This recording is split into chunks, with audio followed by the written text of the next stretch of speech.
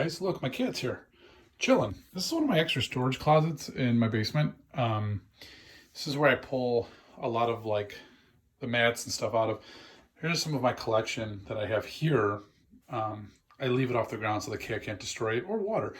There's just a lot of, you can tell I like Chaos 6-packs. I don't even want to show you a different drawer I have that's like completely full of them. Actually, let's just do it. This is like open packs, and these are all 6-packs, and it goes deep. It's like probably 5 rows of all them. And then even in here, I got my vinyl records because I'm cool like that, and even more 6-packs. And they all are full of packs, which I need to eventually open. But anyways, we're gonna take a look at some of my collection of top loaders. You know what we're gonna do? Get out of the way. This dang cat. I have a top loader that is all vintage top loaders. We're gonna grab that box, and then we'll look at some of these other boxes later on. So let's take a quick look at the collection. All right, you know, I should fix my camera. That's probably good. This thing's so goofy. All right, I found the box that we're gonna look through. It tells you how long I've had this box for. Unsorted uncommons, now top loaded, I don't know what that means, rare cards, and then old top loaders. And I think that's what's in here now. Spoiler alert on this. I actually went through this already real quick because I wanted to put them by sets and alphabetize them. So we're gonna do one row today and one row a different day. The second row has like the foils and stuff, which is pretty sweet. So I'm gonna just a quick disclaimer on you guys, because this is not gonna be as impressive as you think it is. When I first started collecting, I started top loading every card $3 or more. And I thought to myself, for $3, like the top loader and the sleeve cost me like 15 cents each, 20 cents each. I want to protect the card. So a lot of these things, they're not like these high value crazy cards, but I thought it'd be fun for us to kind of look through some older cards. All of these that are not in hard cases, I'll try to get some of them out. These are just uncommons, unlimited cards. So very basic unlimited cards. You know, I have a lot of them.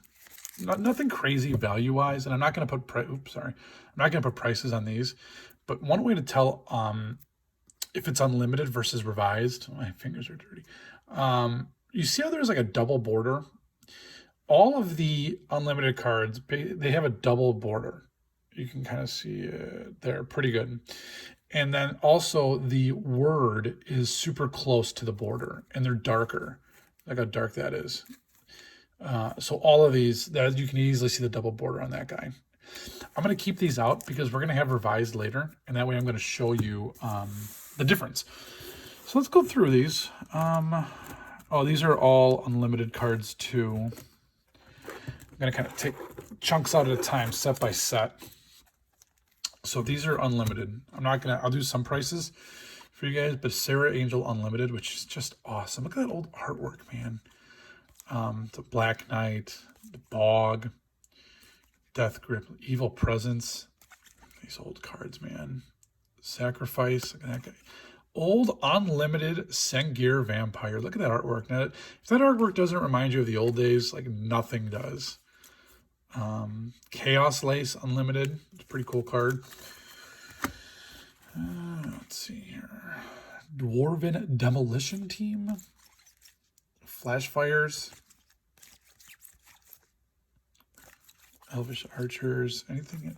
Old Llanowar Elves. I got a lot of these. Some of these are actually double-sided. I have 2 of them in each one. Llanowar Elves is pretty cool. Prism. Jade Monolith. Unlimited.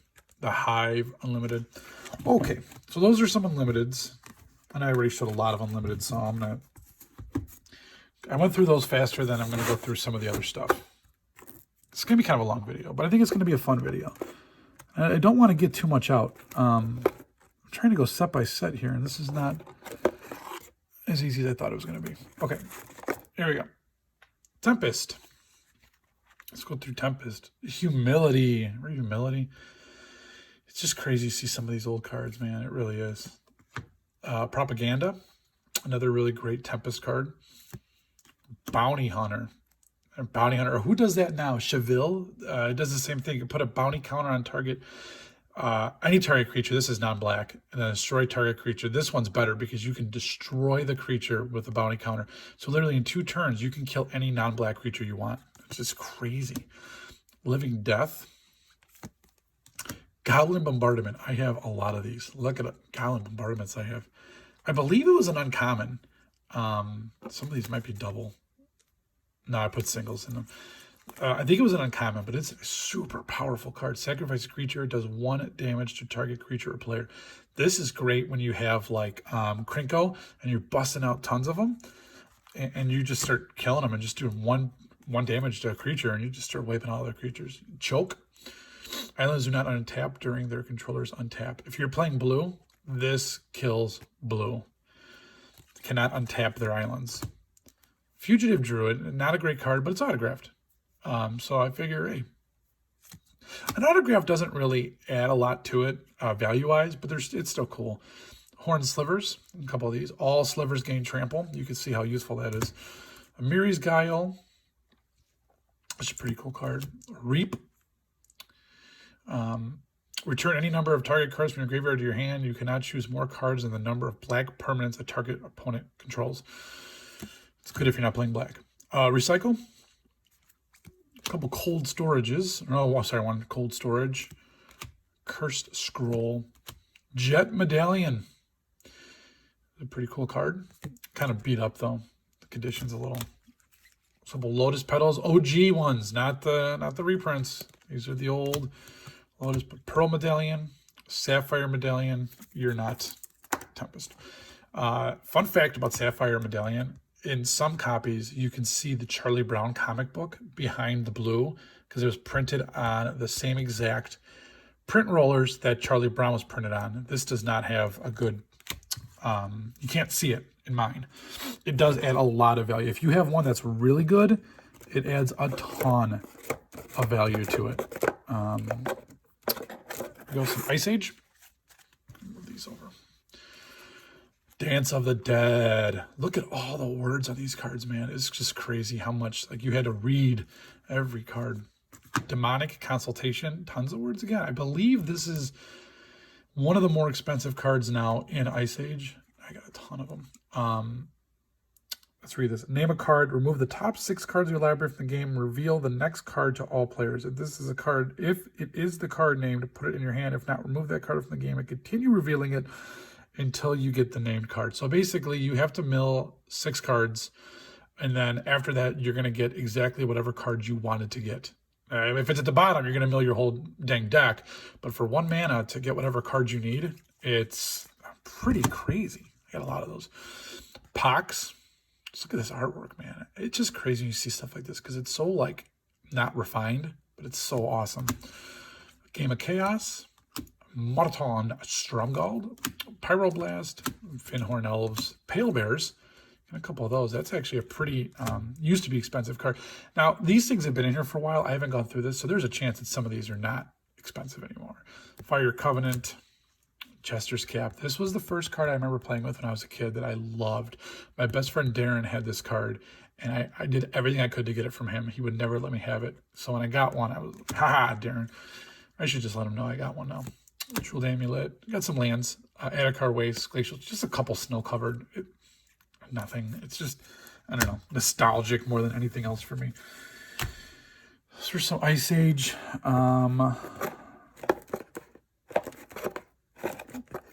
Okay, there's some beta. Now, these are all, like, I think they're all common. I think I have one uncommon beta card. So, full disclosure, most of these cards came from bulk purchases. I know that sounds crazy. I buy a lot of bulk, and a lot of times people leave things in bulk. Majority of these things came from bulk, which I know is nuts. Death Ward, Samite Healer, Phantasmal Terrain, Power Leak, Unsummon, Skeith Zombies, Fire Breathing, Camouflage. I believe that's the only uncommon beta I have. We'll just check the price on that guy. A couple Giant Spiders. Life Lace and Ivory Cup that has seen better days. Corner's a little damaged. Even still, with beta, even if it's in that type of condition, it still warrants purchasing. I mean, if you see it, if you see beta, buy it. Not at crazy prices. Here, I say that, but I'm the one that... Hold on, guys. Revised. I got a lot of revised. Oh, the card that we cannot talk about. I'm going to skip that. So Savannah Lions revised.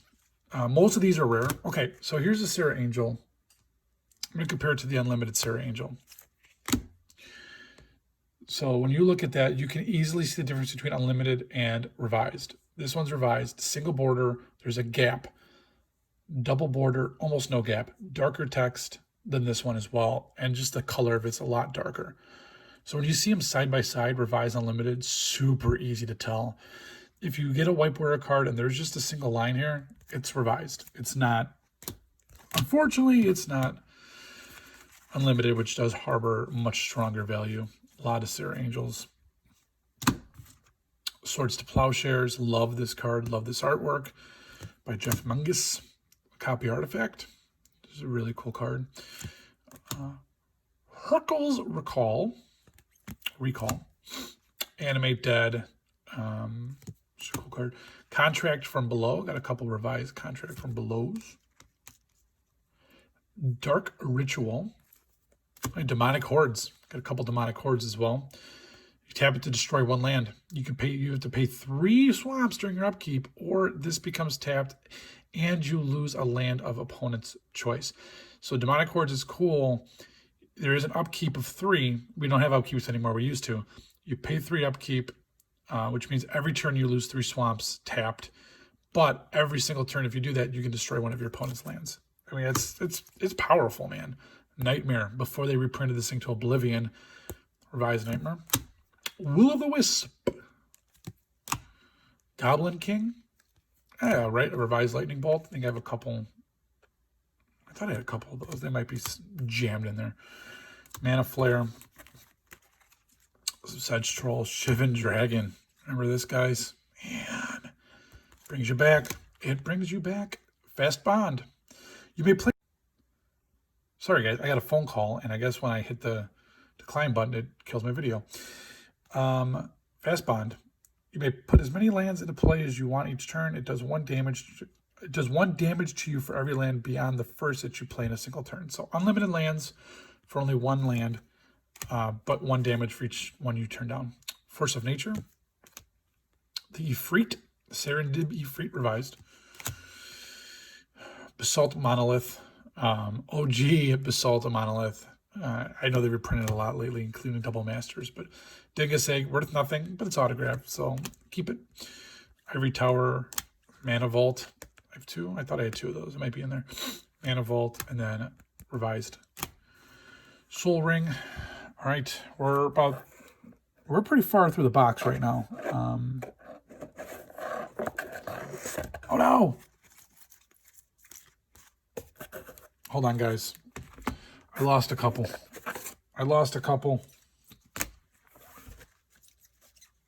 Okay. Let's go this way. Legends. Oh, Legends. Nice black border. Got the legend symbol. Angelic Voices. This is a great card. As long as the only creatures you control are white or artifact creatures, all of your creatures gain +1/+1. So if you're running a white and artifact deck, this is the card to have. Master of the Hunt, another great card. Storm Seeker. It does 1 damage to opponent for every card in his or her hand. Unfortunately, it costs 4, so by the time you can play it, they probably don't have a ton in their hand. Still great. Judit, it's a different language, obviously. That's the other thing. So I got a bulk guy that sells me a lot of bulk, and most of the time he leaves like foreign rares in there because he doesn't sell foreign cards. So I'll have to look these up really quick when we do the video, so I can put the prices on there. But some foreign Legends cards. The Dark. Cleansing. Oh, we can't talk about that, right? I don't know if that one's one of the banned cards or not. Hey, Yoda. Witch Hunter. So the Dark has the little moon symbol on it. The Apprentice Wizard. Mana Vortex is this one. Once again, it's foreign, but it's Mana Vortex. Psychic Allergy. That's crazy. Choose a color when casting it during your opponent's upkeep. It does 1 damage to opponent for each card of this color that he or she controls. Sacrifice 2 islands during your upkeep or it is destroyed. So unfortunately, for you to use this more than once, you have to sacrifice 2 islands every time. But if they're playing like mono white and they've got 7 white cards out there, this will do 7 damage. And the next turn it'll do 7 damage. So it's pretty nasty. Eater of the Dead, got a couple of these guys. For 0, take 1 creature from any graveyard and remove it from the game. Untap Eater of the Dead, which is pretty cool. It's just a 3/4, right? 3/4. Inferno, Mana Clash, Scarwood Bandits, and you hear those bing, bing, bings. That's because I'm supposed to be working right now. Dark Sphere and Tormod's Crypt. Hold on, I'm gonna pull out the rest of the stack for video 1. I think I have more of these ones, but we're gonna Antiquities. Love Antiquities. Damping Field. Martyrs of Corliss. Energy Flux. Got a lot of Energy Fluxes. Power Artifact. Let me tell you a really quick story about Power Artifact. This card in particular. While I fix my pile. So I found out this lady was selling Magic cards, and she had, I don't know, more boxes than you've ever seen in your life. They were huge, probably 100,000, 200,000 cards. She bought it at an auction. I don't know what she paid. She probably lied to me when she told me what she paid. But basically, I was going to buy all of it for like $200. She wanted $200. I offered like $150 or whatever. So after I agreed to purchase price of like $160 or $170, she was like, "Oh, don't forget this binder." And I didn't know the binder was even there. And it was just loaded with vintage cards. This was one of the ones in it, plus another card you're about to see. And I was like, whoa, that's crazy. I just paid for it. It was so exciting for me. Yep, these two were in the binder. Power Artifact and Transmute Artifact. Great pulls. Here's Haunting Wind. It's so hard to see that symbol with these. The black on black like that. Citadel Druid, back when people made Druid decks. Power Leech. Titania's Song, got 2 of those. Oops. Atog. God, I keep hitting the camera, sorry. This is such a weird setup today. Detonate. Shatterstorm. Some artifacts, 2 Ashnard's Altars of the Antiquities type. Clockwork Avian, who's also seen much better days in Antiquities. Got another one of those that's foreign. A couple more Antiquities. A lot of artifacts. Coral Helm. Poly Artifact. You don't see Poly Artifact anymore. Mono and Polys. Felden's Cane. The Jaloned Tomb. One of the old printings of it. Mightstone. And this is a continuous artifact. He has so many. Because it was an artifact that just kept doing it. So all attacking creatures get +1. That's every single turn. It just continuously runs. Mishra's War Machine. A couple of those. Urza's Avenger. Urza's Mitre. Weakstone. And now we're going into Arabian Nights. Let me grab the rest of the cards for today's showing. Arabian Nights.